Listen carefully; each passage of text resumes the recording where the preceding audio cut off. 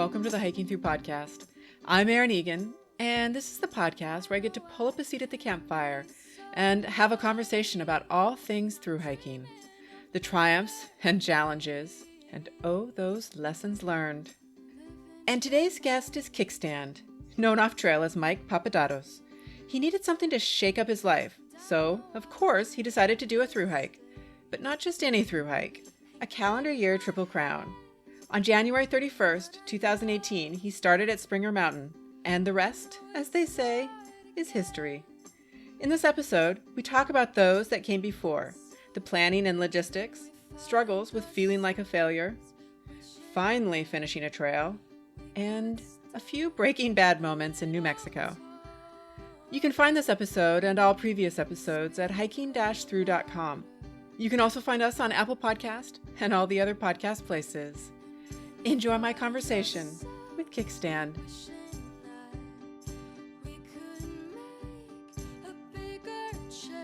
So, welcome, Mike, to the podcast. Thanks for having me.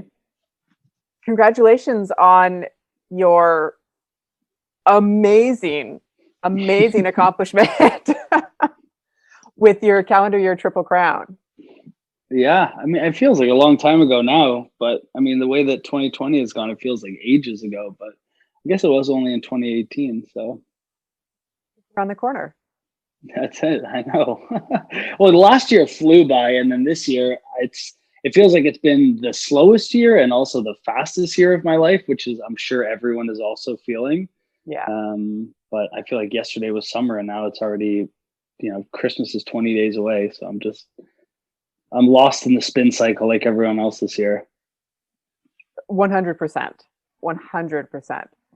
But I have a feeling that the speed of time was also something that you were feeling out on the trail because you had such a limited window to get the job done in.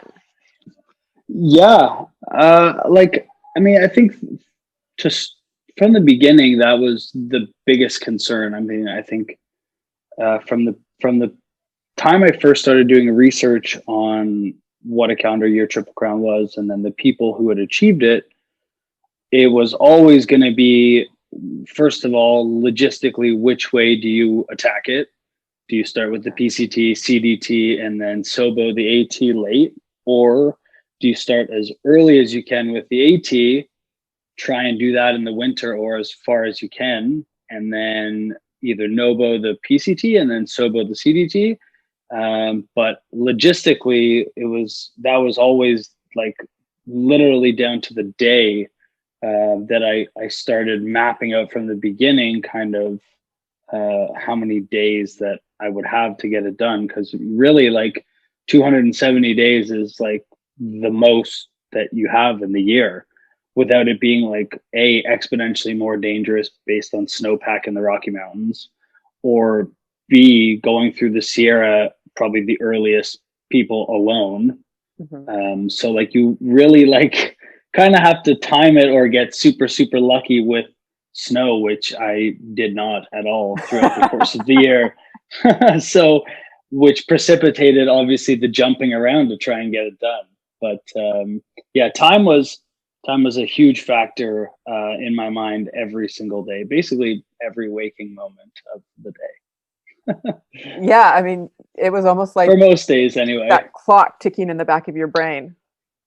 Well, exactly. I mean, I knew that. So before I left too, I knew that I was going to take a week off beforehand in the middle of summer, because I had made a previous commitment to go home to be in one of my oldest friends' wedding party.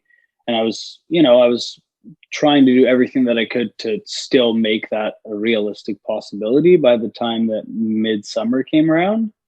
And I mean, luckily I was able to do it, but it was always in the back of my mind. What pushed you to even think about a calendar year Triple Crown? I mean, I know that you had done some Ironman like 70.3s or something like that previously, but a calendar year Triple Crown is ambitious. Yeah. I think having hindsight now, I didn't really understand it when I was going through it, or even like shortly after finishing. But I think now that I've had some time to look back and reflect on some of the reasons that probably made me try and do something that I thought was probably unrealistic to actually achieve, were a lot deeper in my actual life than just like, oh, I want to go achieve this cool thing because, this obscure thing. I think that it was more about and I think a lot of through hikers will probably have the same sentiment. It's like trying to come up with something that you don't know if it's possible, but you want to push yourself to a point that you've obviously never been before, to kind of see how you're going to react to a situation. And for me, I mean, if you want to start from the very beginning, where I think it probably should start from is, I think I quit on a lot of things in my life. Um, and it wasn't anything major, but again, having hindsight now, it probably led me down a path that wasn't my own in a way. As far as the decisions that got me to a certain place that I was in my life before deciding to, I guess you could say it in the cheesiest way possible, take your life into your own hands. But I think that how do you say this? I was at a kind of at a point in my life where you do a double take and you're like, hold on a second, like what's going on here? How did I end up here? And I was not happy. Um, it was pure on coast mode for me. And I wouldn't say that I would checked out, but I also say that I wasn't actively participating in shaping a life that I wanted, because like a lot of people, I think that it's so tough unless you fall in love with something from a young age and you know exactly what you want to do, and you have a purpose and a drive. Like, you want to be a, structural engineer, and you go down all the paths to allow you to do that. I think that I was kind of a bit of a jack of all trades, and that led me to waffling on things that maybe if I had put in a little bit more effort, I could have seen them through. So I guess I like got to a point in my life where I wanted to take control over the future of my life, and I just wasn't sure how to do that. If that sounds like, if that makes any sense at all. 100%. Yeah, and I think that I stumbled on like this super obscure thing, and I just got so like overwhelmingly excited about something that I had never even contemplated before.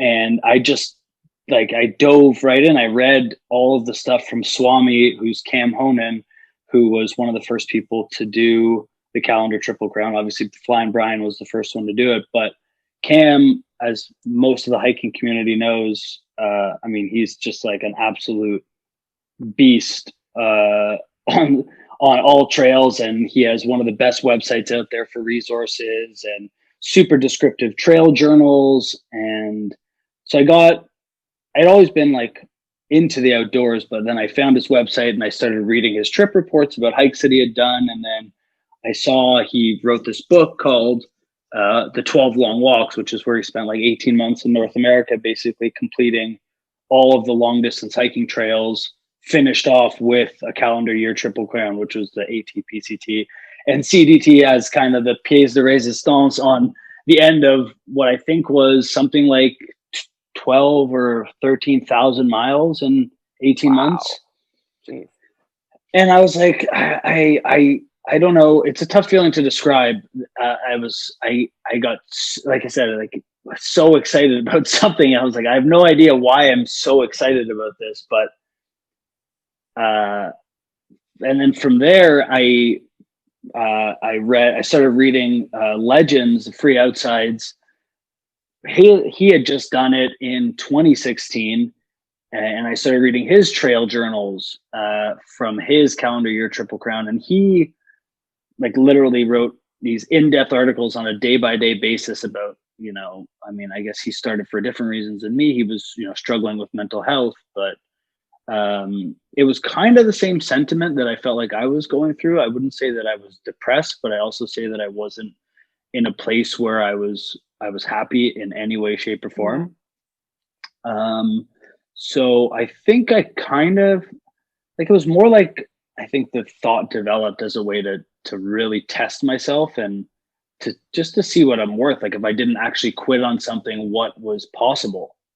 It's always going to come out cheesy, but like I said, like having had a lot of time to think about it now, I think that I'm able to like contextualize it a little better than before when people ask me like, what the hell do you think you're doing? Like, why would you do that? Like, well, I don't know. Like, why wouldn't I? I'm like, well, now I kind of have like a little bit more of a sense of maybe why I did. Obviously, like it could have been anything. I just chose this crazy thing to do, but yeah.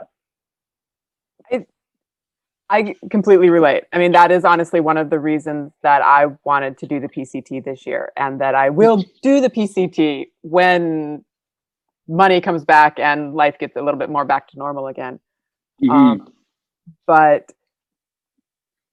in doing that, I realized, like you were saying, that a lot of times the path of least resistance is so easy. It's so convenient. And you almost don't know that you're following it until you stop and feel the weight of it pushing against you and saying, oh, wait a second. I could be doing something different. I could be doing something more. I could challenge myself if I only make a little bit different decision right now. Yeah. I mean, it's so funny that you say that. Like I always talk about with my dad, I'm like, it's never one decision. It's like a series of decisions, I think, that you make, and whether it's conscious or unconscious, you get to a certain place and you're like, well, how the hell did I get here? And you're like, oh, well, it's because of this and then this and then this. And like you said, I think a lot of people, similar to me, I think just get lost in the how crazy the world is. Just make split decisions and you don't even understand the consequences or the long-term repercussions of them. And then like a year later, you're like scratching your head being like, what the hell is going on here again? I don't know. I don't know if other people feel like that. That's how I feel sometimes. So. No, absolutely. And I think the older you get, the harder it is to stop and change direction, because there's so much more pressure and responsibility and I mean, just there's so much more force pushing you in the same direction. For sure. Like, I mean, I think I was in a bad relationship before, which didn't end well. And then, I was at a decent place in work, but again, I wasn't driven or I wasn't passionate about the work. And, I think I looked around and I was like, well, if I'm going to potentially take a year off, I think this is the most opportune time to do it. Like, I don't have a wife, I don't have a kid, I don't own a house with a mortgage. So like the things tethering me to my day-to-day life are so much fewer than they could be if I choose to maybe do this in 5 years or whenever down the road. Which is why I think you see on trail, like, early 20s and then like people in their 50s a lot, right? Yep. Because like those day-to-day things that, you make those commitments that you can't just walk away from. Yeah, 100%. 100%.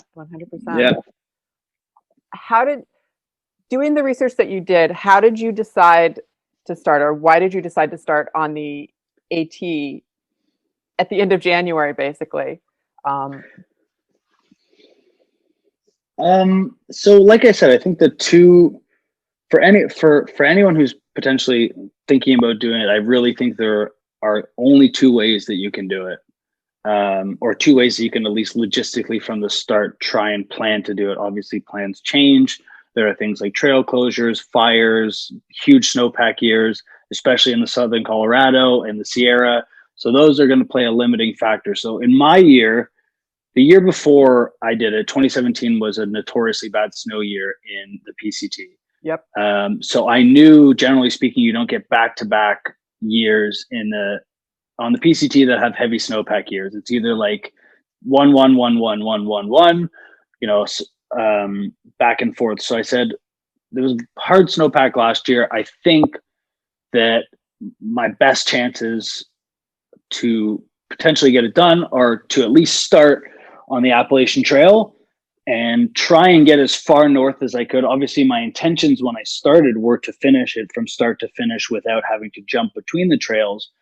But it was a late snow year, the year that I did it, especially as soon as I got to New England, basically, I realized that it might have been, yeah, there you go.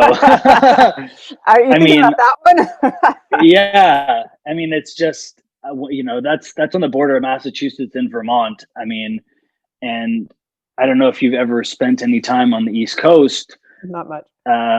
Even when people say like, yeah, there's a road crossing on the Appalachian Trail every, 8 miles and, it's not a true wilderness area. Well, if you've ever been up, Stratton Mountain in the middle of March, in the backcountry, there's the only people that could potentially find you if something happens are snowmobilers. And B, it's not as if snowmobile tracks run directly through the Appalachian Trail. Like there are sections of it where you won't see a footprint or a snowmobile track for forever. Like it's just like an endless sea of ocean of snow. So I thought that I was going to be able to have the best chance of potentially getting it done by starting on the AT, based on not having, I don't think, enough experience at the time to just start the CDT. And I don't know I don't think there has been anyone who's successfully done it that started on the CDT either, because just the nature of the weather windows, it's really about beating the snow in Colorado on the way back home, I guess. Most of the people who have done it successfully have always soboed the CDT at the very end. I mean, again, I don't think there's a manual to this thing. It's so weather dependent, and you really do have to get super, super lucky, I think, to do it in a contiguous line on each trail without having to split it up. Yeah. I mean, like Flying Brian, the first guy to do it, jumped around, and Cam, Swami and Free Outside both did it contiguously, I think. Again, but Cam Honan has like 50,000 backpacking miles.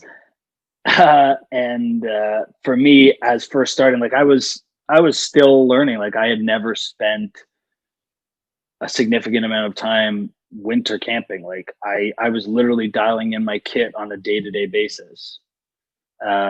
Especially for the first like 1,000 miles. Like I don't want to say like a novice, because I had I'd done a ton of backpacking trips in my neck of the woods, but I was also nervous about going into the Sierras where it's, significant altitude, search and rescue, that type of thing. Like, the Sierra being a huge wilderness area, whereas at least on the AT, the Southern Appalachian Trail, like you are close to towns.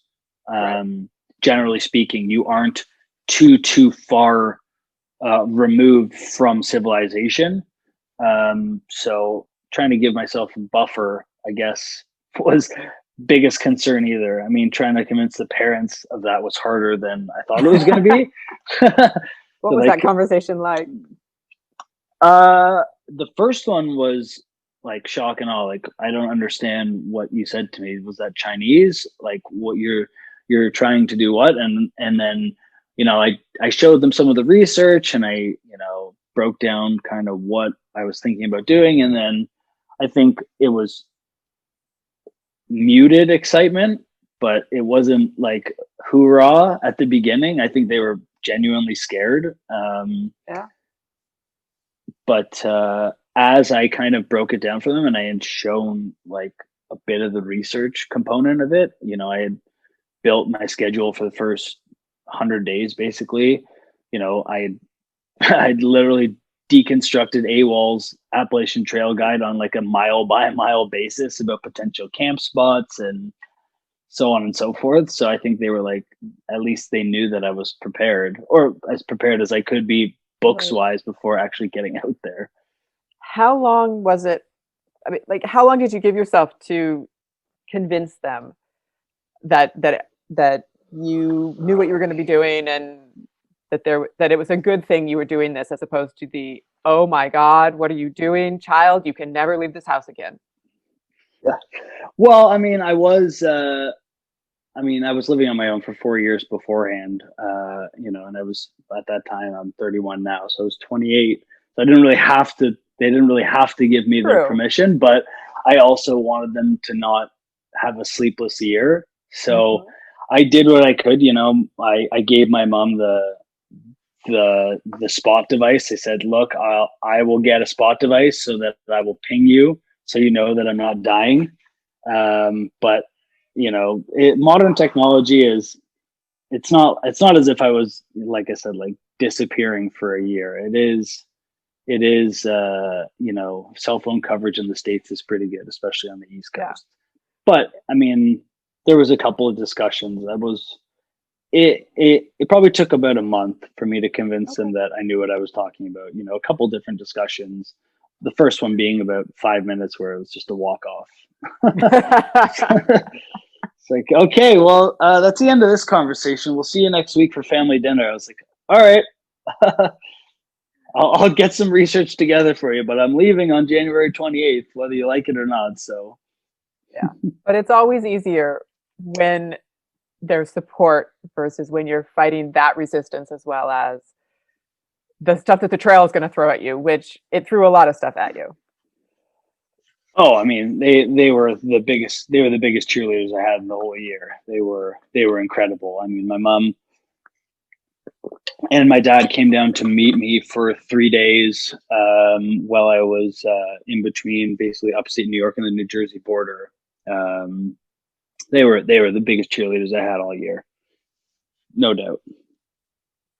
Did they meet you anywhere else along the trail? They did not. No.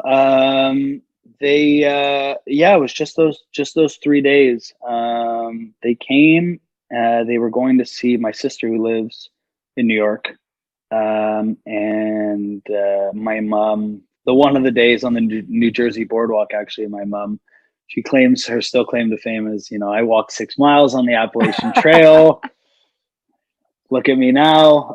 But yeah, no, that was. I mean, aside from obviously the hundreds of phone calls, probably, that was the only time that they came down to see me. Got it. When you started on Springer Mountain, and on January 31st, no less, and it's cold and there's snow and all of the things, what was the first realization you had as you started hiking? It's it's so tough because, I hiked to Springer. Obviously, I was the only person in the shelter before I started. And then I woke up super early, went to the rock, signed the register. And then I guess it was a bit of I wouldn't say emotional, but I was a little bit overcome with emotion, just being like, holy shit, like here we are. Like, now you got to start walking. All the thinking about it is done. You have your planning done. So time to go. And going back to Jeff's blog, The Free Outside, I think that I based the first week off of, I was really nervous for the first week because I'd been doing a lot of exercises to get my body ready, strengthening my hips, my calves, feet, everything. But there's nothing really that will get you the first week on trail. I think that every person who's ever done at least a week-long hike before their body adjusts to the beating that it takes, that's what I was probably most scared about on day one. I was just I don't want to get injured. I don't want to cut this thing short.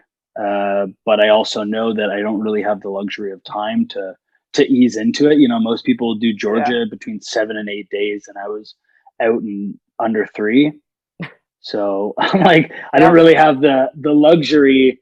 And that was kind of like the most of the time, that was the stress and the anxiety it was just falling behind, really. And if you start and you give yourself a break, I was always like, I can't give myself a break because like I'll probably need the time later in the year. So if I like, I'm easy on myself and I don't want to hike for 3 hours with the headlamp either in the morning or at night, like I was never going to make it happen. Was really like the thought when I was leaving Springer. I'm like, you're committed now, so let's go for it. But you do make comments on your Instagram feed about pushing too hard too early. Oh, for sure. Like I 100% did. Like top of Georgia Hostel, I remember like the end of the third day, I like hobbled in there. I was in really, really bad shape. My like knee was completely blown up. And Georgia, like, I mean, I think for most people, like the AT, obviously more than other trails because they're graded for pack animals. The AT is super, super steep. And I think that just I had been doing a lot of stuff on the treadmill and like the stair climber, but you can't simulate the downs more than anything. I don't live in a super like hilly area, so I couldn't like, climb to the top of a peak and bomb a descent to get my knees ready for it. I think most of the stuff I was doing was just to strengthen mostly my like calves and my hamstrings. But I think the downs are some of the hardest parts for me anyway. I don't know about anyone else, but yeah, the downs really got me there in the first couple of days. So I tapered back a little bit. And then obviously, as any goal goes, you set realistic expectations for what you think the next day will bring, and then the next day, and then you start feeling good again. But yeah, when I passed Bly Gap, I guess, Bly Gap, when you get into North Carolina, it's like, man, I don't know how this is going to go. Really. I was like shocked at how bad my knee, how sore it was. But a little bit of vitamin I to start the long year. How did you, I mean, obviously there is the first getting on trail discomfort and pain and that kind of stuff. But over the course of doing 7,000 plus miles, that pain in different forms is going to come back over and over again. And I saw it on your posts, oh, that just destroyed me yesterday. Or having your feet so wet because there was a lot of snow, a lot of the places, your feet were cracking and painful and that kind of stuff. How did you do it? How did you talk to yourself, when you camp that night and you're like, oh my God, I'm wrecked, but I got to get up the next morning and keep going? Yeah, that's one of the hardest. I mean, for me, that's one of the hardest things, whereas, you'd see most people, if you had a hard day, you're like, I'm sleeping in tomorrow. We're going to get an easy one in. I'll take a break. And then we'll get back after it the next day, or take an extra 0 in town, or do whatever you can as far as TLC. Get to camp 2 hours early, stretch, roll your legs out, put Vaseline on your feet, whatever it is to try and help. I think for me, I mean, the good thing was that the injuries tended to, go around my body as opposed to be like acute pain that would, last for a couple of days. So it would either be like my right hip would hurt one day, and then my left calf, and then my right knee, and then my right foot. At least it wasn't all at one time, right? Which made it worse. Obviously, I think like the biggest factor was trying to keep my feet as dry as humanly possible. That was like for the first 3 months, that was really the biggest concern. Once I got my trail legs under me and I was able to, push out some pretty good miles, I was only worried about trying to keep my feet dry so that at least the next day I could put on dry socks to start the day. because they were the biggest thing that was really, really slowing me down. And like once I get to a certain point, like it's tough to explain. Like once you have a crack on your foot that's like super big, it doesn't just heal. Like it's, especially if you're walking on it, right? Like you can pack as much Vaseline as you want into it. It's not going to heal, especially when it's continually getting wet. So like that was the biggest thing ever. So it was just like packing an extra 2 pairs of socks was key. And like making sure that my sleep socks were dry was of like the utmost concern to me. Like when I would get in camp, I would just, towel everything off, get them dry, and then like literally coat the bottoms of my feet in Vaseline and put socks on. Really? So yeah. I mean, I honestly have a picture of one of your beautiful cracked feet pictures. And I just looked at it and I was just like, oh, Jesus. Yeah, I know. And it's shocking to look at it now. It's like, it's pretty gross. Yeah. That's all okay. things Good word considered. for it. Yeah. But basically the only thing you could really do for it is just sort of slather it in Vaseline or some sort of moisturizer and hope that it would just... Yeah, like there's like a product, Vermont Bag Balm. I don't know if you're familiar with it. It's like what they use for calendars. Mm-hmm. Yep. But I got on that pretty early, and that seemed to be, as far as like stopping the cracks from spreading, at least helped.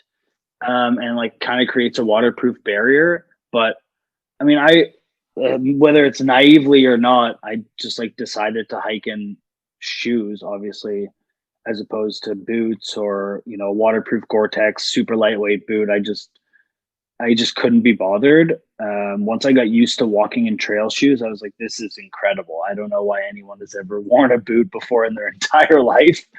And I just couldn't bring myself to change into something that was A, heavier, or B, wouldn't dry out overnight. I mean, that's the biggest thing ever. Even, I could sleep with my shoes at the bottom of my sleeping bag, but at least they would get like semi-warm overnight. Like if you had leather boots and you kept them out in the tent that was, 31 degrees overnight, like nothing's drying out.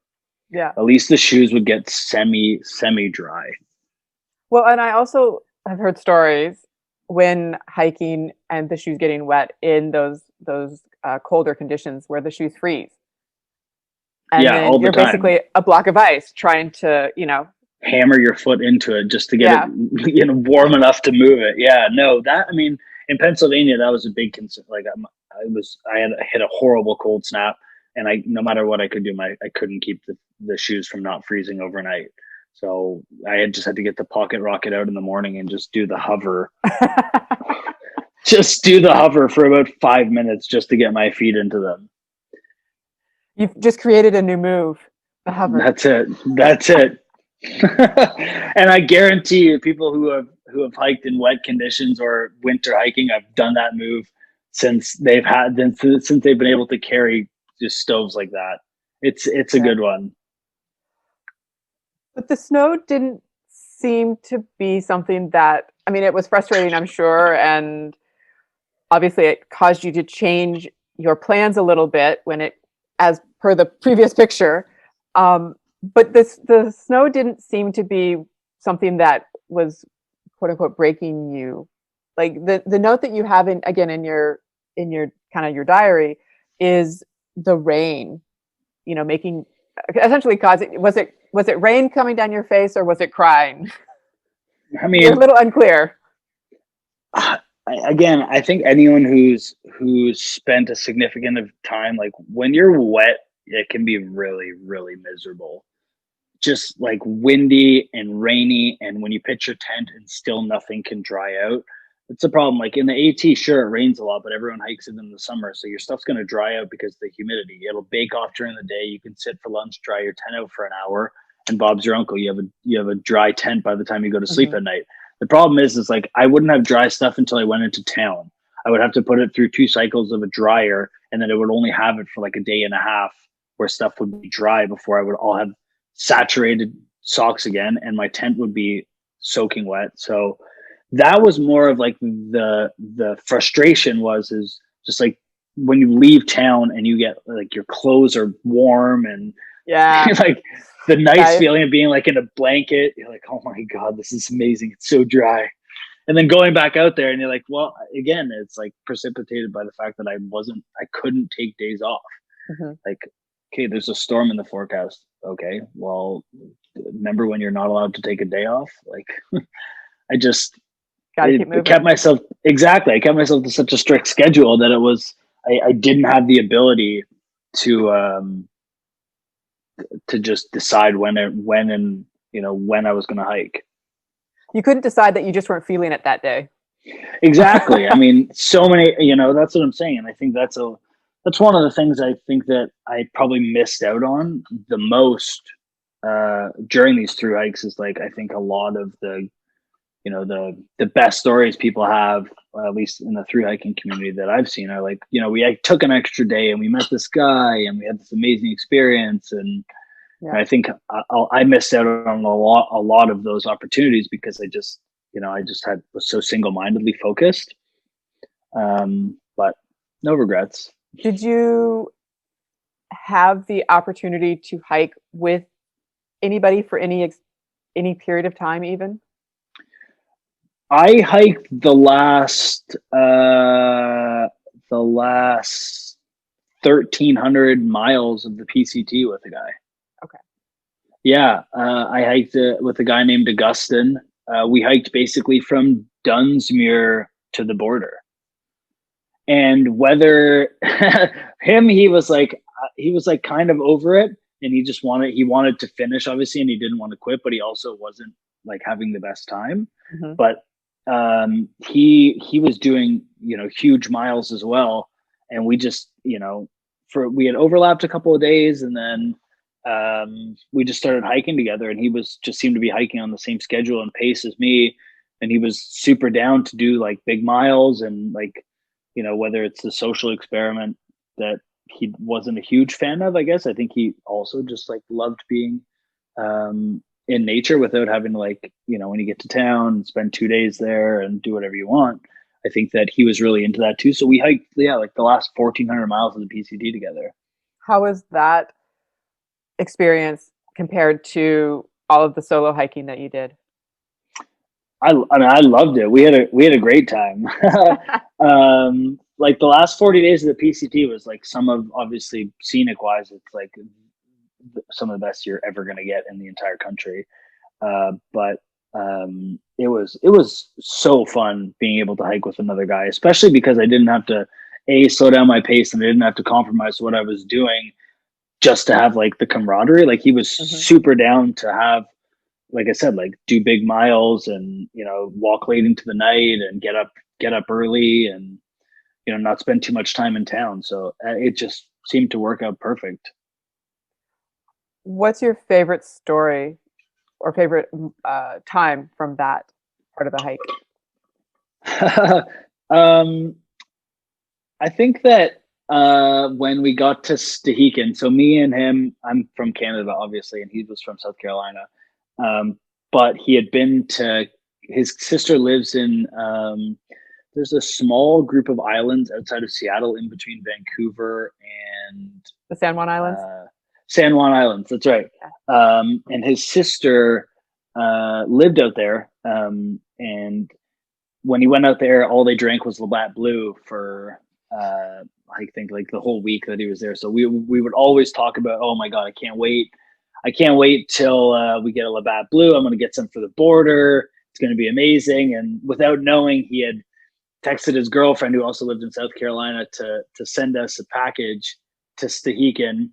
And unknowingly, he grabbed the package from the post office there, and there was two Labatt Blues in the thing, and I was just blown away. I couldn't believe that he got his girlfriend to send us blues to probably the most remote place in Washington. So it was that was a pretty good one. How was it hitting each of those monuments? Like, as I know, on the AT and the PCT, you essentially went Nobo at the end of the day. Not necessarily contiguously on the AT, but you went Nobo. So you went from the southern terminus, Springer Mountain, up to the northern or Katahdin. So you did that. You touched the monuments, marked those off, and then had to come across and complete the CDT, which was a different experience because you were going to basically complete it sort of in the middle of the trail. Yeah. Yeah. So for me, it was really stressful actually, because because of the way that I did it. So I did obviously almost 1,650 miles of the AT before I went, and I did the first 1,100 miles of the CDT, right? From Crazy Cook to Creed in Colorado. So I basically, and then I started the PCT Nobo, and I Noboed the entire thing. So the crazy thing for me, and the thing that was super stressful, was like, I've been hiking for like 6 months and I haven't finished one of these damn trails yet. I was like, oh, I've started 3. Like I'm starting to get anxious. So by the time we finally hit the border for Canada, we had a really good celebration. Like that was a huge, huge feeling. And that was like, I mean, I think a long time coming, obviously, but it was the first moment of closure that I was like, man, I might actually be able to get this done. Like actually finishing one of them, start to finish, and then knowing that I only had 500 miles and I was in really good shape by the time that I finished the PCT for the last 500 miles of the AT, which are a real ass kicker. Yeah. So I was like, I think I'm in good shape. I mean, by the time I think I finished on August the 11th, I was at the border. And then, yeah, it was a great, unreal feeling. It's so interesting that you can complete so many miles, but there's not that sense of closure, like that you've actually ticked the box until. It was a unique feeling because I was super stressed out before I finished the PCT. Not stressed, like just worried more than anything that I wasn't going to have enough time. Yeah. Well, and you finished, what was your finish date? I think it was August the 11th of PCT. I finished October 26th. Okay. Which is late in a Rocky Mountain season. Yeah, I mean, a Rocky Mountain season that had a snowfall on September the 27th. Yeah. So generally speaking, I think the Colorado usually gets an early snowfall, and then they have a little bit of summer in early October before winter really sets in. I think for most of the people that I talk to, that's can generally happen. In this case, though, it just stayed and dumped for probably 4 straight days. Right when I was on the border of Wyoming and Colorado in encampment, it was like Armageddon snowstorm. What did you do to piss off the snow gods?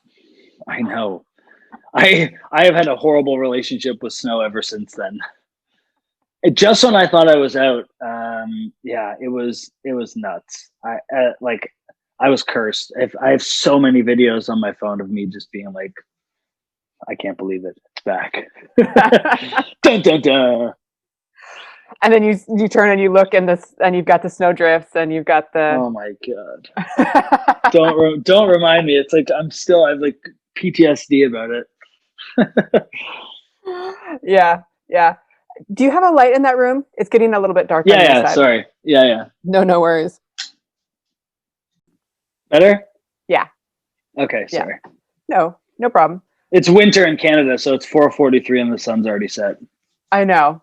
It's, and I could sort of see it starting to dim, and I was like, we need to fix this before I lose him in the dark. Are you in Colorado, by the way? No, I'm in Los Angeles. In LA. Okay, yeah. Cool. Yeah. Oh, I wish I was in Colorado. That would be beautiful right now. My brother lived in LA for 4 years, so I love it there. It's the best. One of my favorite cities. Yeah, it certainly is nice during the winter, but it doesn't feel like it's the winter. So no, I know. 72 and sunny must be horrible. Life is rough. That's it. Aside from the fires, it's great. Yeah. Amen. How are you doing the logistics while you were out there? I mean, obviously things were changing because of snow and things like that, but you were also then having to carry a lot of provisions and things like that. Yeah. So I did for the AT, I had AWOL's guide. For the CDT, I had Gut Hook, and I had what's her name? Her name is escaping me. She doesn't. Yogi's Guide to the CDT. So I had printed off and PDF'd all of the pages. Basically, she didn't have a digital copy at the time. So I had scanned to email basically every page of the book as far as logistics wise. She has a whole second section that's like planning your trip and through hiking, all this helpful information, but not pertaining to me. It was basically just the logistics of it. So I had, and then the PCT, I use Gut Hook. It's pretty easy to follow. But logistically wise, like for everyone, it was all about just managing the amount of time. So like in most cases, like let's just say for instance on the CDT, I'll give you a perfect example. Like the first town stop 68 miles in is Silver City, but Doc Campbell's is at mile 100, but they don't have enough to resupply at the general store, so you have to send a post office. But Doc Campbell's post office is only open from Tuesday to Thursday at 2 to 4 p.m. Right. So I have to like think about that kind of stuff. So for instance, like I when I was in Silver City, I had to like review everything for the next 2 to 3 town stops to find out whether I would have to send a box forward if it was going to be closer to trail, or I was just going to have to carry more food. So like, I think when I left Silver City to do the Gila River, I carried all the way to, I can't remember the town after that. Not Cuba. Anyway, I had like a 250-mile carry from Silver City, where any other person in the world would be like, I'm going to stop at Doc Campbell's. It's 2 days outside of Silver City. I'll resupply till there, and then I'll resupply after. So I was having to do that. PCT is super, super easy to resupply to. It's very defined trail stops. Like, I mean, I resupplied. Yeah. Anyway, easy to plan, easy. They're very reliable. Like resources for you to be able to find out where to go on the PCT. And then the AT, the problem is that by the time when I started, none of the businesses were open. A lot of the hiker oriented businesses, obviously the gas stations and supermarkets are in town, but a lot of like the hostels weren't open yet, or accepting people, or had their, rations stocked. So that was a bit of a struggle as well. Like I ran out of food. I have no idea, but I couldn't do it on 2 hands, at least. Oh, the number of times? Oh yeah, at least 20 times I ran out of food. On the AT specifically, or across the board? Across the board. AT too, though. I mean, I just didn't pack very much food on the AT, if we're being specific. My pack was already it was already heavy enough. And generally speaking, like it's not that far between roads where you can get a hitch into town. But I was carrying little to no food on the AT, like at maximum 3 days. Okay. But yeah. Doesn't that get in the way of your logistics, because that's time off trail for you? Yeah. AT though, there's a lot of towns that are right by the highway, like short hitches into town, whereas the PCT generally, like it's way further into town, and then the CDT is even way further into town. So the CDT required a lot more planning than the AT or the PCT, which I found was actually the easiest for resupply. But CDT was definitely like post offices in the middle of nowhere, 30 miles off trail. So like if you miss a hitch and they're not open, there's nowhere to resupply, or a gas station, and you're SOL. Like hitch another 50 miles into a big town. How was your luck in that respect? I mean, I think I got pretty lucky. Like I never had to go like too far, other than I think my planning for the CDT was actually pretty bang on. Like I didn't run out of food that often on the CDT because you have to logistically plan it. There's longer stretches, like 5 to 7 days, 7 to 10 day stretches where like you can ration your food for the first 2 to 3 days and then make sure that you have enough, and then eat your regular calories, just to make sure that you're going to get there. Whereas on the AT, it was like, I'm packing out 6 cheeseburgers and I'll see you in town in 18 hours. Like, that was your meal? Yeah, I mean, well, it's so nice to not have trail food, especially if you know that you're going to be in town in 2 days. Like True. the first, like cheeseburgers will sit for 24 hours before they go rotten for sure. Mm-hmm. So having the ability to have like warm food or like food that wasn't tortillas and peanut butter and cheese and salami, that was a big one. Was that your standard go-to? Yeah, I mean, Mission tortillas, I think thru hikers are keeping them in business. They are the number one staple in any thru hiker's bag is tortillas. And by the end of a long stretch, those are getting traded for anything. People want them Are you a Snickers guy? big time. So Snickers for Big gold? time. Snickers. I mean, I think again, any thru hiker is going to trade you a Snickers for whatever you got. I was a big goldfish guy too, for texture. So like you make a tortilla, obviously, and you have like cheese and salami, but then for a little crunch, goldfish were pretty good. Obviously, kettle chips were big in the repertoire too. Now, would you literally sprinkle those onto the tortilla with everything Oh else? yeah. No, for sure. Those are like the best topping as part of it. Yeah, and you wouldn't want to waste the energy of having to eat a second thing. No. And then I actually got big into the Spam too. Oh, really? Yes, I had never liked Spam at all, but something about that like saltiness of it with cheese on a tortilla, you get used to it, and I'm a fan now. I'm not going to the corner store to grab Spam now to like cook for me and my girlfriend for dinner, but for taking on trail, sure. That your go-to. Yeah, I mean, I was a garbage disposal. Realistically, I was packing out horrible food. Yeah. Like everything that was bad for you was in my bag. What was the wildest thing that you were eating? Or on the flip side of that, what was the moment when you're kind of outside of yourself looking at what you're eating going, I cannot believe that I am actually eating this? Yeah, I mean, I think I like shrimp ramen. So what I would do is like my version of hillbilly pad thai is like 2 shrimp ramen packets, and then you put like a huge thing of peanut butter to give it like consistency. And most people, like I started cold soaking pretty early on. I think like maybe I don't know 2 months into my thru hike. I got used to the texture of having like cold noodles or cold rice or pesticides or whatever. So that was like when people saw that, they would like be pretty shocked. Like I would get 2 huge globs of peanut butter and shrimp ramen, and I'd be like, "This is pad thai," and they'd be like, "You're insane. That is not pad thai. You are crazy." And that was a cold soaked ramen. Yeah. Oh. Yeah, I know. It's but you get used to it. Like I said, like you do anything long enough, and eventually you'll start learning the good things in life. Appreciate the good stuff. Ramen was I was almost every day with it. As far as calories to weight, it is number one. And I actually, funnily enough, I was listening to the podcast you did with Constantine the other day. I actually, when I started the PCT on day 2 or day 3, I think, I ended up hiking into Lordsburg with him, and then we left the next morning. Me, him, and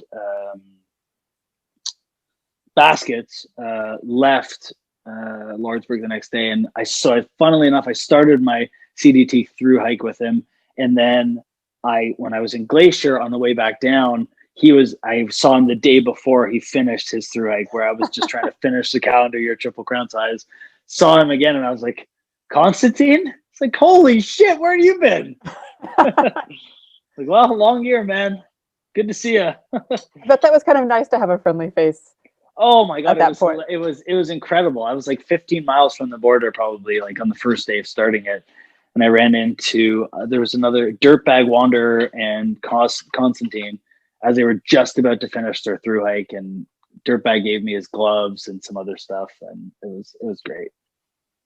Did you guys? I was so happy to see them. I was like, oh my God, this is so crazy.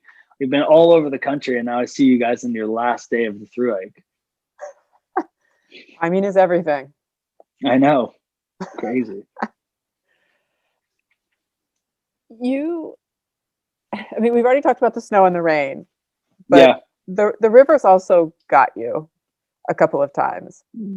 Yeah, I mean, in the Sierra, big time. Yeah, in the Sierra, big time. I think, I mean, ignorance is bliss when it comes to that. I mean, I did stay at Scout and Frodo's the night before, and Barney gives a speech about the two girls who had passed away the year before I did the thru hike, and it was in my mind. But when it, realistically, me meeting people in Kennedy Meadows saying, "Hey, do you guys want to go through the Sierra with me? I'm going to do 30s, and I'm going to go through in 7 days, and that's it." Like, I'm going to do a 210-mile food carry from Kennedy Meadows to Mammoth, and if you guys aren't cool with that, then like we can't really go through together. So I didn't really have a choice. Like at that time, like I wasn't going to take the cutoff to Bishop. I wasn't going to leave at Kearsarge Pass and go out, spend a night in Bishop, and then come back in, because it would kill a day. Basically, it's half a day out and then it's half a day in. Mm-hmm. So I just carried the whole way. Going through fording the Middle Fork of the Kings River and Bear Creek and Evolution Creek, like those are no joke. Those are infamous. Middle Fork of the Kings during like peak runoff is a really scary thing to do. And I would not, like, I mean, obviously I did it alone and I'm alive now, but I would not suggest that to anyone. At least at Evolution, they have a runaround. There is a PCT that puts you in the meadow as opposed to actually fording the river. It's like chest high, but the ferocity of the rapids is like substantially less than you would have to do if you forded where the actual trail goes around. But yeah, having lost, like taking a full dump in the Middle Fork of the Kings, and like losing my stove, losing a trekking pole, losing a shirt, like it is no joke. How did you, was the loss of your stove where you also had to get right with cold soaking? Yeah, I mean, I didn't have a choice at that point, as far as eating the rest of my food that was in my pack for that amount of time to get through the Sierra. And like I said, thank God that I was okay with doing it already. Otherwise, it would have been a real shock. But I had a stove intermittently throughout the year. I used like a little BRS 3000T. It's just like this tiny little thing that plugs onto a isobutane can. But at the time, I had a bigger stove because it was just like a pocket rocket, but it was like one of those screw-on ones that has. So I lost the whole thing. It just like I fell down and my pack got stuck on a rock, and then as I like climbed out of the water, it like ripped off, and I didn't know, and I took my pack off obviously to take my wet clothes when I got out of the river, and I was like, oh shit, like lost my trekking pole, lost a sweater that was in my backpack, and lost my stove. I'm like, okay, well, here we go. We're going in. Exactly. It was like one of those. Like I was like, I checked for my cell phone. I usually put it in like a Ziploc bag in my chest pocket when I would ford a river. And I was like, thank God, like I didn't lose my phone, because I also didn't have any paper maps at the time. And in the Sierra, when the trail isn't fully shown, like during runoff, like it's still a huge section of it is snow covered. So, I mean, it's my first time going through the Sierra. So I didn't know any of like, where to look, whereas like the top of the pass, like it's a lot of it's hidden without, it's still covered in snow. So thank God my phone was not ripped off me. Did you get paper maps later when you could, or at that point you were through the Sierras and it didn't matter anymore? No, I carried paper maps on the CDT because the lay alternates are unbelievable. I mean, there's so many different routes that you can take on the CDT, but I definitely took them on the PCT. It's the highway. It's similar. I mean, I think it's even easier to follow than the AT, because the AT you can get lost in a sea of, there's little small spur trails and little tiny runoffs where people have gone around to pitch tents and so on and so forth. But like the PCT is a pretty dedicated footpath. So if you get lost on it, it's usually like you probably only have to walk back 1 mile or something before you find a junction that you missed. Should have gone left instead of right. Exactly. Yeah. I mean, the PCT is the dream. I've heard it referred to as the The brown or the brown highway, I think. Brown Highway. Yeah. Yeah. I mean, it's, I still wonder, I mean, I still marvel at like the way that it's created. The last probably 1,500 miles of that trail are so awesome. I think a lot of people don't like Northern California. I personally thought it was amazing. And I think a lot of people complain about Oregon too, because it's, you know, you've seen spectacular scenery and now you're in this kind of lower lying area with lakes and streams and a lot of bugs, but I loved it. How were the mosquitoes for you? For everyone, I think they're horrible. I mean, Yeah. there's no way around it. There's just so much stagnant water in that section of Oregon, especially Southern Oregon. Once you get past like Big Lake Youth Camp, they're not too bad. And then like Mount Jefferson Wilderness, Hood, and then you're into Cascade Locks. But Southern Oregon it was a bad burn year in 2017 as well. So there was a lot of barren sections that we had gone through that were really, really exposed. And there's some longer water carries too in Southern Oregon, like 30+ mile water carries. Mhm. So when you're going through an area that's no shade whatsoever, you have no choice but to keep moving. Like I think I only had like a 1 liter platypus plus my bottles, but some people carry like 6-7 liters of water for a 30-mile stretch. Did you ever run out of water out there? Oh, all of the time. Okay. All of the time. Yeah, I would camel pretty good when I got to a water source, just so I wouldn't have to carry the extra water. And gut hook, I mean, the PCT, as far as people updating it, is incredible. As far as the availability of water sources. But yeah, no, on the CDT, I ran out of water all the time. AT is, I mean, I hiked it in the snow. It's spring fed, no shortage of water anywhere. But PCT, I ran out of water a lot. And then you were also saying the CDT? CDT too, yeah, you're in cow country, so getting a reliable source is tough, especially in southern New Mexico and northern, like in middle Montana, Idaho, treading that border. There's a lot of burn areas and a lot of dried up creek beds that, a week or two later they'll run dry. And because I was going through at the end of the season too, like especially going Sobo in Montana, Idaho, and like northern Wyoming, there was significant water shortages. Thank God in some of the places like Great Divide Basin, there was still caches left from the summer. But yeah, I ran out of water a lot. And obviously trying to find water that isn't like as stagnant as you could ever imagine is difficult. Southern New Mexico is a trip. Holy shit. I think a lot of people have the Breaking Bad moment where they'll see like a burnt up RV in the middle of the desert and be like, go, you're supposed to go pull water from that cow trough, and you look over there and there's just like maggots and seaweed and algae, and you're like, okay, here we go, this is hiking, baby. So what did you say to yourself, or was it just desperation left you no choice? Again, like I think a lot of times I would be like, there's no way this can be the best source. Let me go do another 6 miles until the next source and see if I can pull. Because like a lot of them I would just refuse. I'd be like, no, I'm not doing it. No, nope, just can't do it. But again, like some stretches you don't have a choice. There's from the top of Mangus Mountain into Pie Town is a 38-mile road walk, or there's like 8 miles of trail before you hit a 30-mile road walk. There isn't a water source the entire time. So like you're 30 miles on the road in southern New Mexico when it gets like 110 pretty easily. What was the first time from a water source that you came up to it, you looked at it and you said, okay, this is my line. I cannot do that. I think I don't know whether it's on my Instagram, but I do have a video of it was probably day 2 or day 3.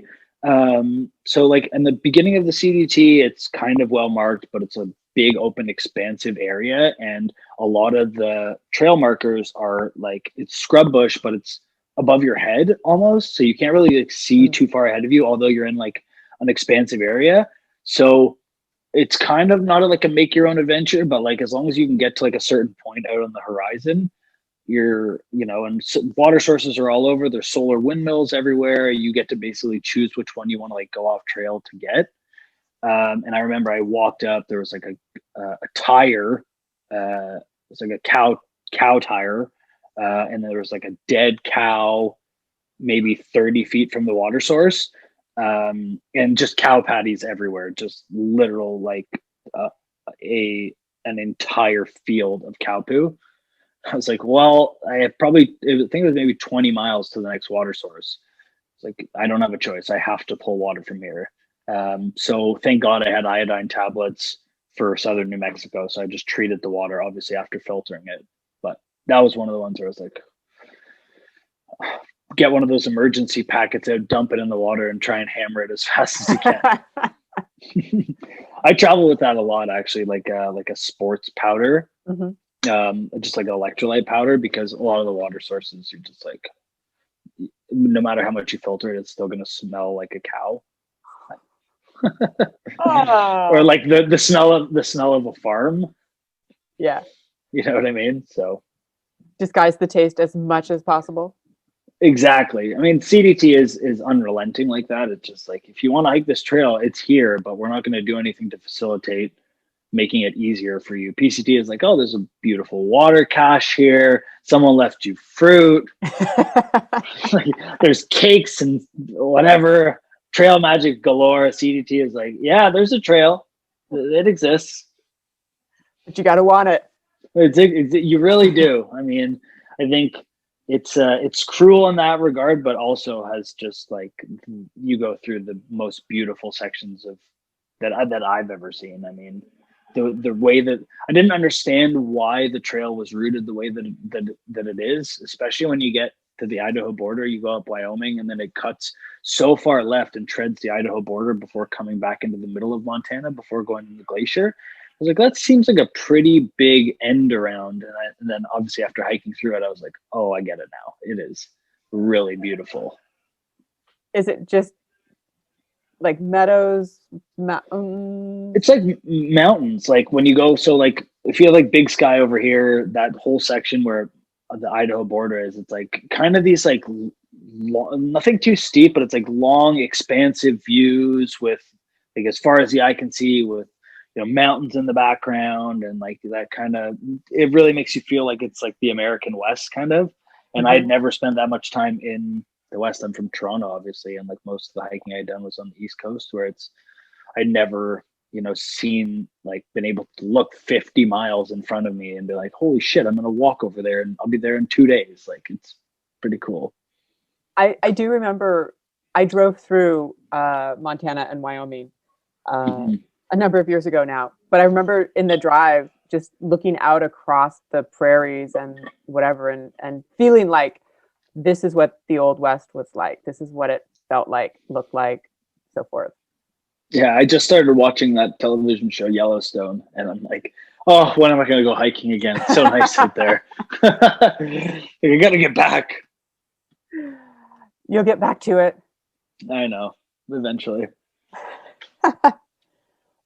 When you finished the CDT,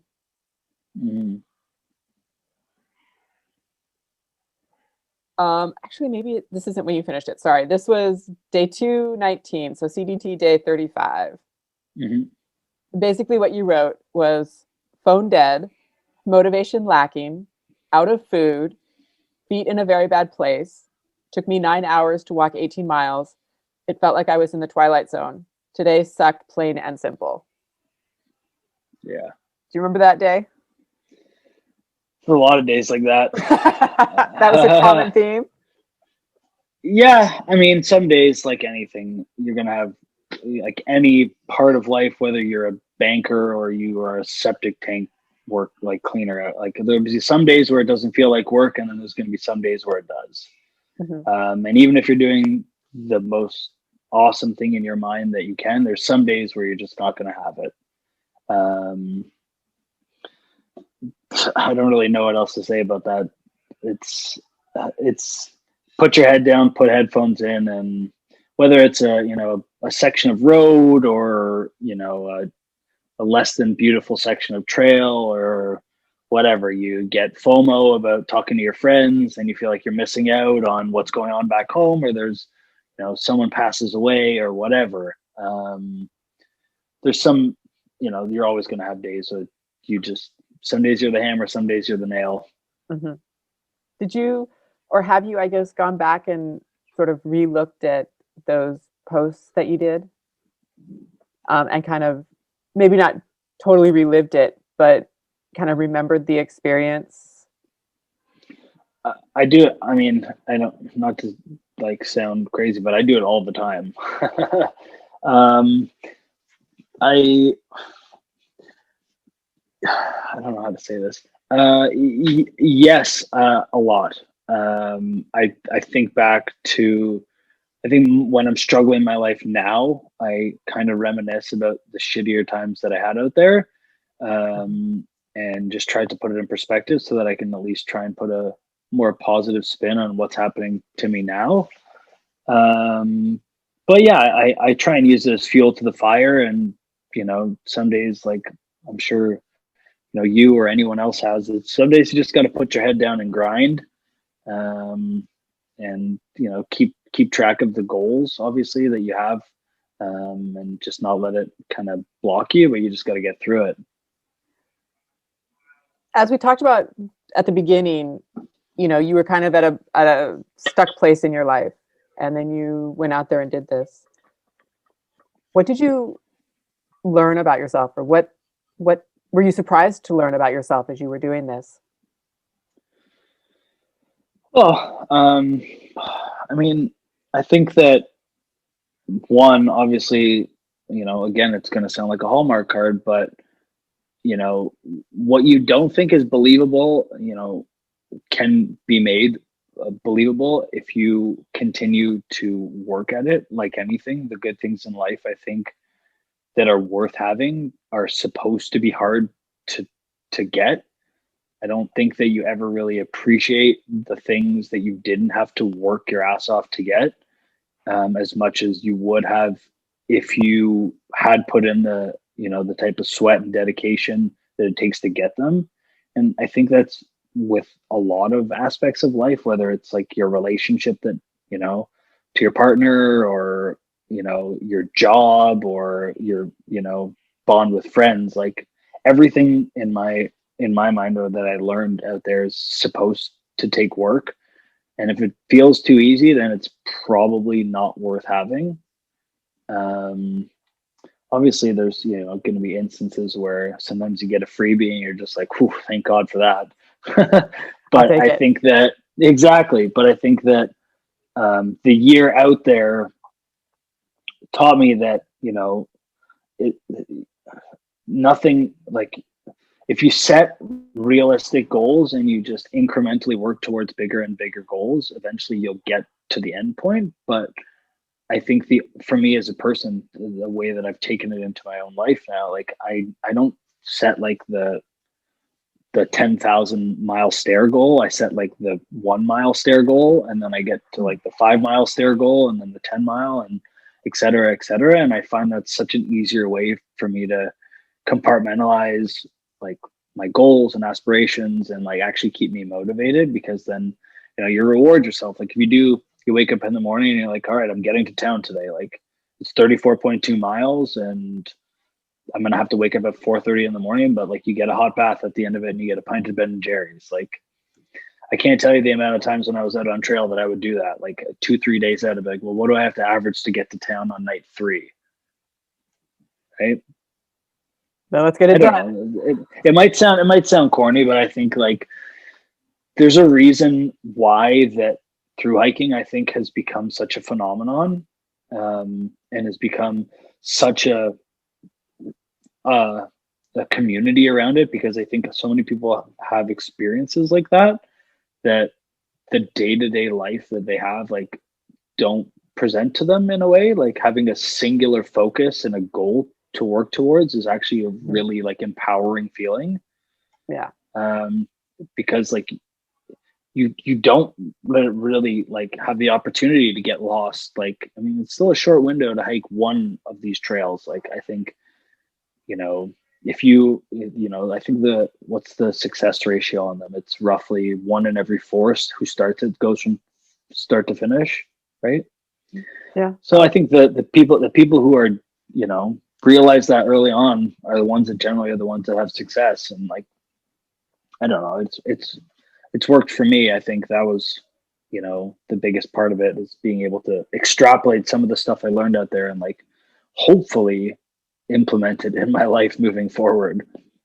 Have you created some big auspicious goals for yourself, even if you are looking still at 1 mile, 5 mile, 10 mile goals within that, but like something that's bigger and broader than just we're going to get through another day?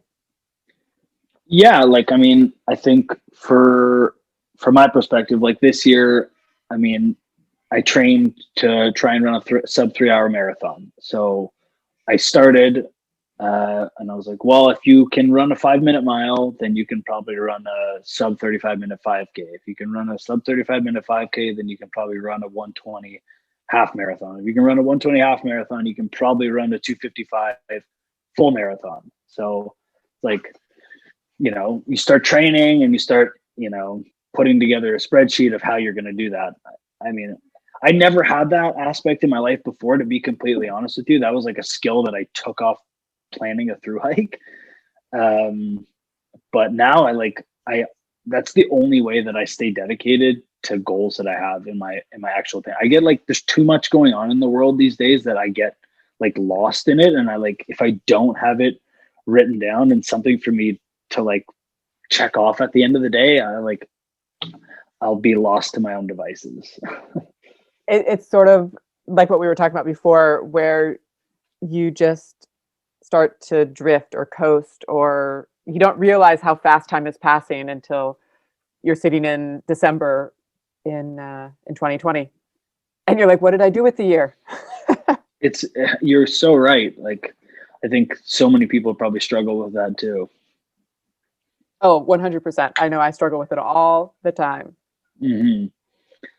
Like I tell my dad, I'm like, I'm going to write you a plan. He's like always struggling with, I'm like, you should work out more. He's like, I should work out more. I'm like, well, how are you going to do that? I'm like, well, how do you plan on doing that? He's like, well, I'll exercise 3 times a week. I'm like, how many times did you exercise last week? It's like 0. I'm like, well, let's like try for 2. Why don't you work out on like Tuesday and Thursday? Anyway. Did you even drill down with him in terms of, and you're going to work out at 8 o'clock in the morning and all of that? No, ultimately no. I work for a family business, so I have to try and keep my relationship with my dad as smooth as possible. Was there ever a time out there that you thought about quitting, or that you were like, I don't see a path forward right now? Many. I mean, lots of times. When the first time I left the Appalachian Trail, when I made the decision that there's no feasible way that I can continue going and I'll just lose too much time, I was like, you're a failure. Like you just abandoned.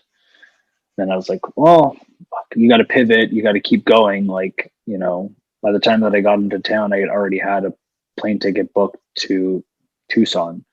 But there's so many days when I would get in my tent at night and I would like look at my phone or check the internet or whatever the hell it was and just write in my journal, like, this is no fun. Like, why are you doing this? Like, what? But then, I mean, that's usually fleeting in my mind. Like, then you have the next day where it feels like this is the best day ever. The sun comes out, you get a good song on the climb, and you're like, okay, this is what it's all about. This is why I'm out here. I'm actually really enjoying this. When you spend that much time alone, it's so easy to like get stuck in your own mind. Yeah. And like be negative to a point until something like snaps you out of it. Like I was saying, like whether it's like a beautiful sunny day or like you get a good shuffle on your iPod, whatever. But it's so easy to be so hard on yourself out there when you're alone. What was the why that you reached for in your tent at night when you were thinking about quitting? I don't know. I mean, I think it's tough to come to like one thing. I mean, I think that when I started off, I wanted to make sure that I gave every single thing that I had to try and my best. And even if I failed, and I still would want to know that I gave everything that I had to try and make sure that it would happen. And I wasn't like afraid of failure, but I also was, to a degree, if that makes any sense. It's like, if I quit at this, then there's a chance that I quit at everything else in the rest of my life. Like, I've done it up until this point. The self-doubt is here. Now's the part where they're saying, hey, like, this is really hard. You know, like, this is not fun, but like, are you going to quit? It'd be a lot easier to quit, you know? And like I said, that self-talk just becomes like an echo chamber in your head. Like, are you going to quit? Like, you know, it'd be really easy to just like hitch into town right now and book a plane home. You could do that.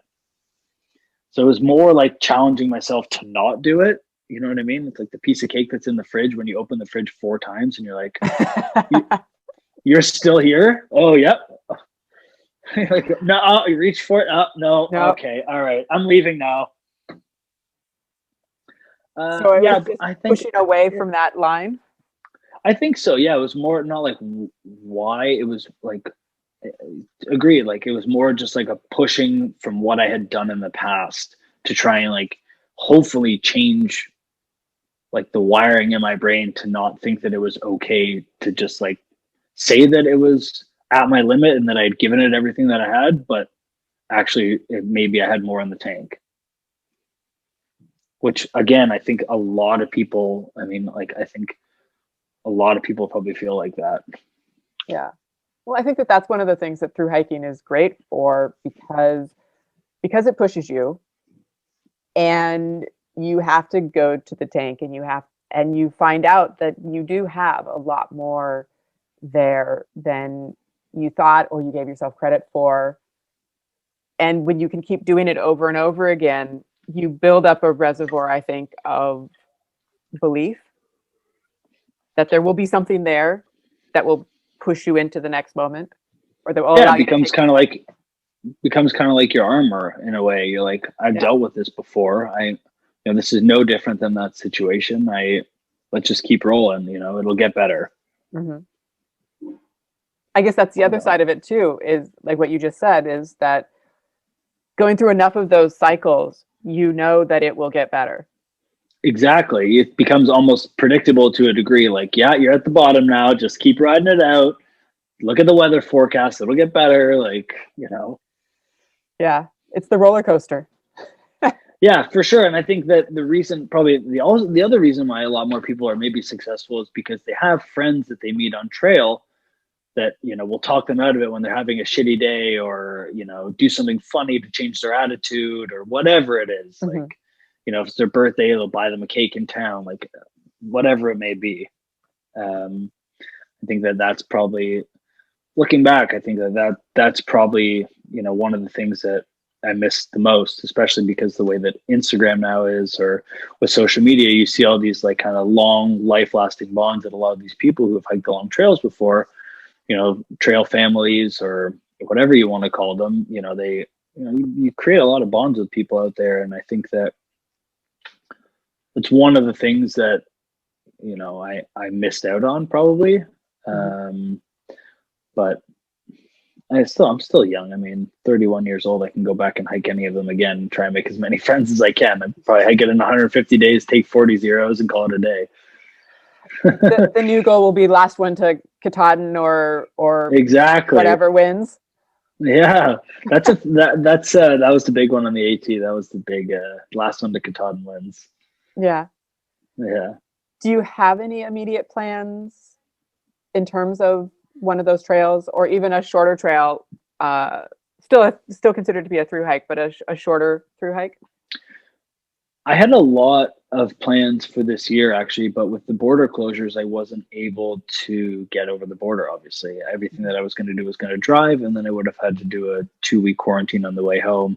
And basically all the major trail organizations were saying to people, like, do not come, do not travel across state, just try and keep the burden down on local business. And by the time that all ended, by maybe mid-July, early August, that's kind of like the height of hiking season. You can't really plan too much after that.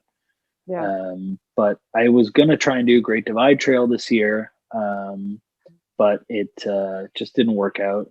I didn't get my shit together in time, and I had some stuff at work that unfortunately popped up once kind of the COVID restrictions let down that I had to deal with. So I got a lot of goals actually for 2021, hopefully. So we'll see. Have you talked to Constantine lately? I haven't. No, I should actually reach out to him. I talk to Baskets all the time from the CDT and this other guy that I know. But I know that, I mean, he's as active as they come. He's hiking a trail every year. He's accumulating trails. I think this year he probably knocked off like 4 or 5 of them, mostly in Canada, actually. Yeah, he did with PNT, and then he did GDT. He did the Sea to Summit. He did the Vancouver Island Trail. Yeah. And then I think there was one other that he was going to get later in the season after I spoke with him. But yeah, he's knocking them off.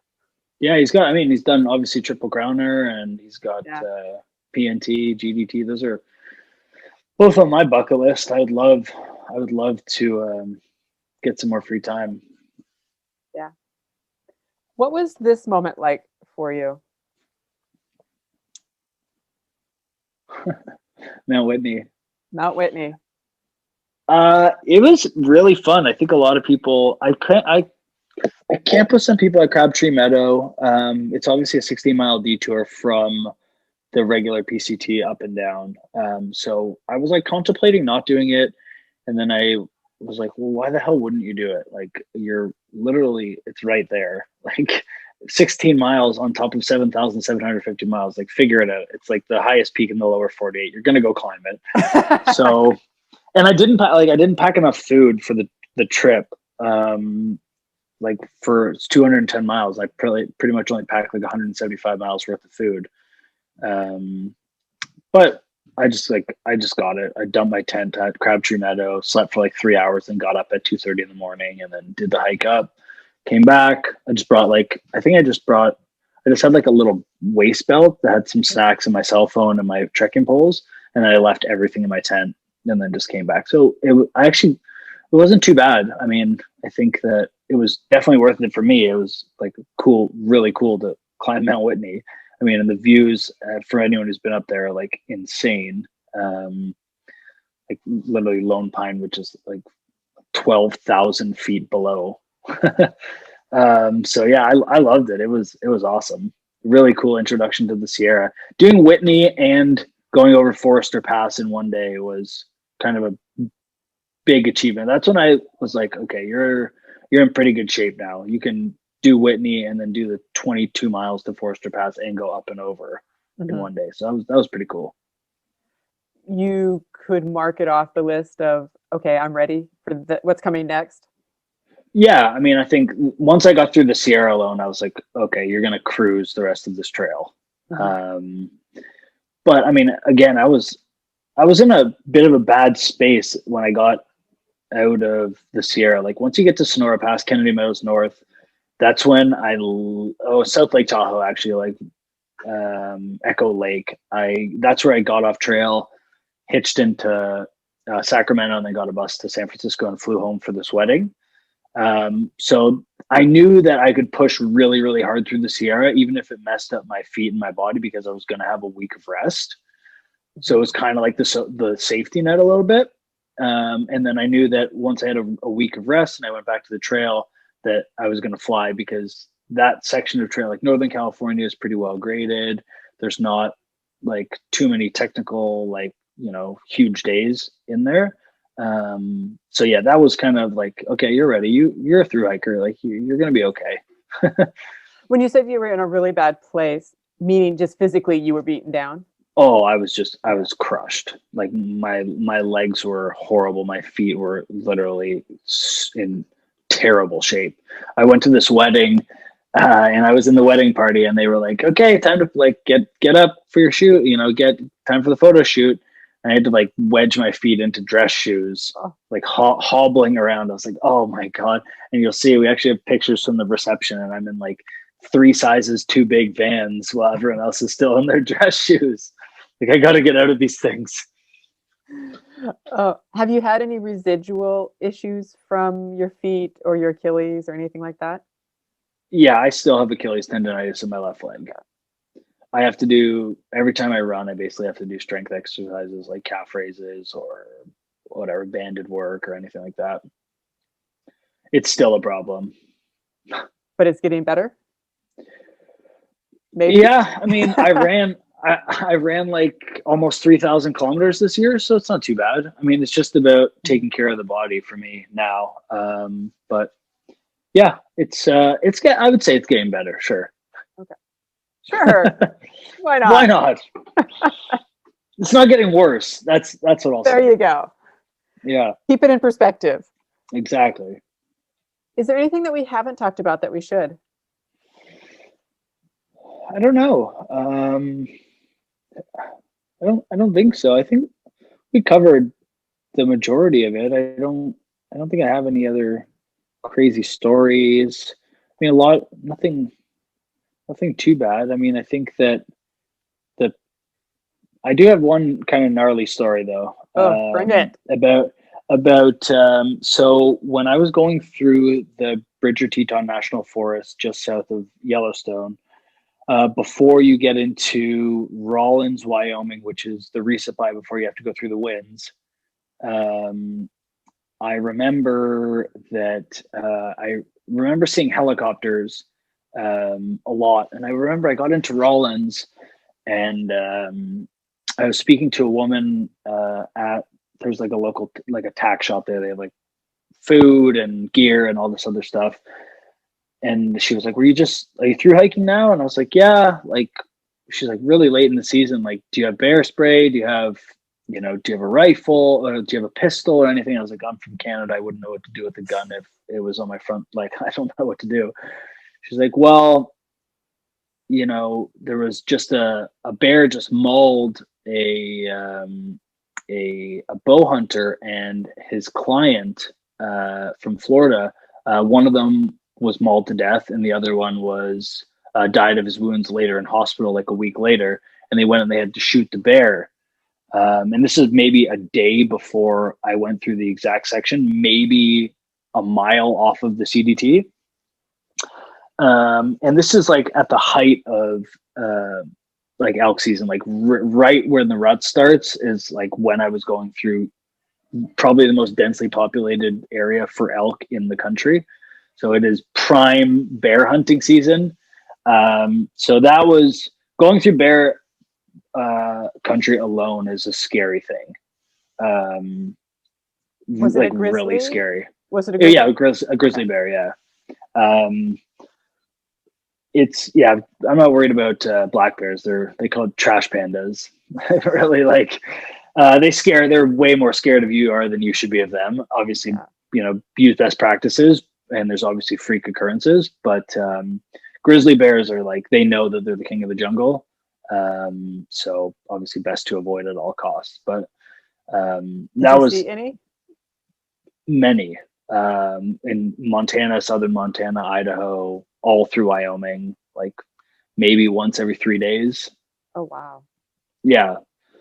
Like I saw 5 in Glacier alone. Obviously it's a national park and they're well adjusted to human beings, but in between Yellowstone and the Montana-Idaho border, I probably saw 3 or 4 grizzly bears in the wild. And thank God that most of them were either on a ridge line ahead of me or on the other side of water.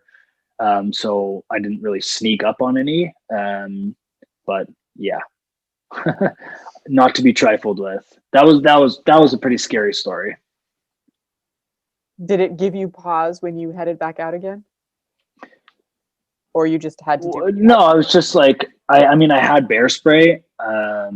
But again, a grizzly bear, a bear spray is not going to do much. Obviously it's a deterrent, but most of the time that you use bear spray, and especially out in the wild, like there's no way to predict wind conditions, if it's going to blow back directly in your face.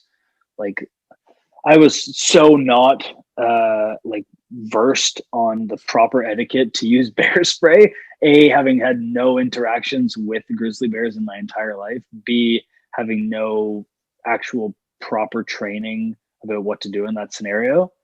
Like, oh, I got a can of bear spray, I'll be okay. Like in the back of my head, knowing full well, like, you're full of shit, right? Yeah, okay. It's all gonna be okay. Exactly. It's like that meme where it's like the guy that the fire is burning. It's like, I'm okay, I'm fine. Yep, exactly. Yeah. Where can people find you to follow your continuing adventures and or ask you questions should they decide they want to do a crazy, wild thing in their life? Well, I hope that if someone is thinking about doing it, they will reach out to me, because I love to at least hear your story and give you any kind of advice that you may need. But I really only use Instagram just because it's the easiest platform for me and I love it. I don't really do anything else. And it's just my name. It's just Mike Papadatos. You want to spell Papadatos? Yeah, it's Papadatos. Perfect. And then, yeah, I haven't added hikes to my name yet, so it's still a little obscure. And it's all basically one word. Yeah. Final thing for today. What was one of your favorite moments out there or times out there? I think that when I summited Katahdin was probably the most satisfied feeling of the entire year. And I only say that because going back to the Appalachian Trail after I had left it in the beginning of April, and then going back in fall when I could actually see trail and it was a completely different experience. Getting to Katahdin after knowing the hell that I had been through for the first, I guess it was almost 71 days or 72 days when I left, and doing the last 500 miles, getting there and knowing that I had actually finished the AT, which is, I mean, for most people generally considered the hardest of the three physically. I was like, you should be proud of yourself. This is a really cool achievement. And now you got to go duke it out with the Rockies to try and get through. But at that moment, I was over the moon. I remember just, walking down the Hunt Trail, and I was like, oh, this is fine. Don't worry about this. You'll be okay. It was just, I remember that moment pretty vividly when I was on the top of Baxter Peak. It was pretty awesome. Did you get a chance or a moment to enjoy it? Yeah, I mean, I was up there with one other hiker. We, we celebrated, and the congratulations, and it was just the sun was coming up, and right at sunrise, little wispy clouds all over the place. It was pretty special place. I don't know if you've ever been to Baxter State Park, but it is dense forest, and Katahdin really just rises up out of nowhere. You can see it when you're coming in on the 100-mile wilderness before you obviously get into the park, and you can see it from well ways away, like probably 100 miles away. But it's just like, it's flat around, and then it's just right there. So seeing that and getting to the top after literally thinking about finishing the AT for the past 7 months was probably the best feeling I had. It is amazing. Like, reading through your journals on Instagram, like, you do a really great job of basically hitting every day, or somehow summarizing every day that you were out there. It's fun because it feels a little bit, even though we are now a couple years later, it feels a little bit like going along for the ride, honestly. Yeah, I think I wanted it to be like that for the people who, my friends and family who were following along, who weren't able obviously to be there on trail with me, to at least give them, some semblance of, what it's like to be out there. I wrote a personal journal every day that obviously didn't all make it into Instagram. Yeah. But I think I tried to keep it as, succinct as possible on days where there wasn't too much going on. They're pretty short. And then the days that actually meant something to me, I elaborate a little bit. But yeah, I don't know. It helped me tell my story to people who would have otherwise still not able to contextualize what it actually is. Right. Has anybody through going through it or reading about it from you, has anybody in your circle thought about trying to do one of them even, or do some hiking like that? Lots, actually. So I mean, I'm now introduced at all family functions, or people that know me, or friends of friends are like, "Oh, aren't you the hiker guy?" Like, I had a relative who was thinking about doing the AT, or, the PCT. Oh, tell me what that's all about, or what's the CDT like? So I've definitely had to have that conversation with people telling me the aspirations. And obviously I try and keep it super positive. How'd you get into hiking? What do you have to do to hike like that? I said, well, just start slow and, do the exact opposite of what I did, and, moderation. But no, I mean, I try and tell my story to anyone who wants to hear about it. I'm more than willing to tell them about my experience and tell them what it's like. Put a little more inspiration out into the world. Yeah, I mean, everyone's got the mountain, whether it's hiking like this, or they want to do better at whatever aspect of their life. It's any type of inspiring story that you can potentially help someone, whether it's a hurdle in their life or they want to whatever. There's things that you can take from someone else's story that doesn't have to be completely applicable to the specific thing. Yeah, 100%. That's problem solving at the end of the day. It's, you dealt with the problem, and how do you move forward and continue to push? Yeah. I think the thing that I love most about people's stories about doing the trails is both how much they find out about themselves that surprises them in terms of their resilience and their problem solving, like as you say, because those problems are coming up all the time. How much they are able to suffer and still be excited about the trail. I know, it's wild. Because you hear so many people talk about it, like, oh my God, it was a nightmare, that so hard, but then there's still people who want to go back and do it the next day. It's something very addicting about it. It really is some type of weird masochistic thing that burns a good memory into your brain, kind of. I mean, ultimately you are in nature, and there's something, I don't know what it is. There's no tangible way to put it. It does good things for your body to be out in nature, and to get away from the material world. It's an unexplainable feeling, but it when you feel it, and you want more of it.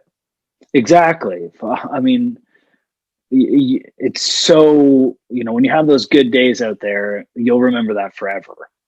I think a lot of people have those memories from when they're kids, or, my dad used to take me on canoe trips, and they still talk about them to this day. So there's something there. I don't know what it is.